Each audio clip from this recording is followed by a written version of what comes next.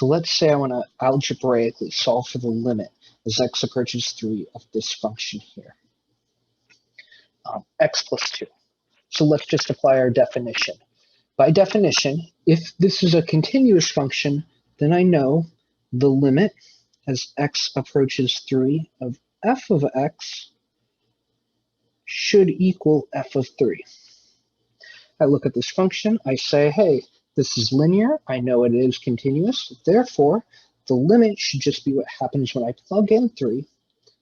The limit as x approaches 3 of f of x equals 5. And that's all we have to do, as long as it's continuous. For Calc 1, there are going to be 4 types of discontinuity you're going to talk about. The 4 rules of math. You cannot divide by 0. You can't take square root or even radicals of negative numbers. You can't take logs such that x is less than or equal to 0, or piecewise. So for every single problem, I want to look. Is there a chance that I'm dividing by x or dividing by 0? No. Are there any radicals? No. Are there any logs? No. Is this a piecewise? No. I'm going to assume this function is continuous. Now, this isn't going to happen 100% of the time. However, in my 10 years of working with calc students, every problem has fallen into one of these 4 categories. So let's look at one that's not continuous. Let's say I want to look at g of x, such that g of x equals x squared plus x minus 6 over x plus 3. And I want to find the limit as x approaches negative 3. So I am dividing by something with an x. So I need to make sure that it's not going to equal 0. What I'm going to do is I'm going to set the denominator equal to 0.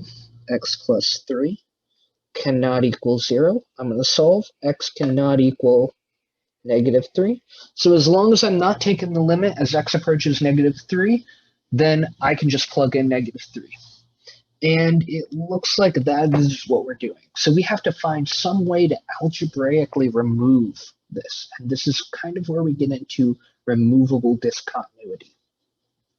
If I factor the top, I can rewrite this as x plus 3 times x minus 2 over x plus 3. Now, one thing you might notice is x plus 3 cancels on both the top and the bottom. When I do this, I can simplify this equation and say the limit is going to be similar to the limit as x approaches negative 3 of x minus 2. And this is continuous, so I can plug in negative 3, and I get negative 5. Now, graphically, if I were to look at this problem, it's going to look like the line y equals x minus 2, but there will be a hole at negative 3, negative 5. And that's why it's called removable discontinuity. I can remove it, but it's still there in the shape of a hole.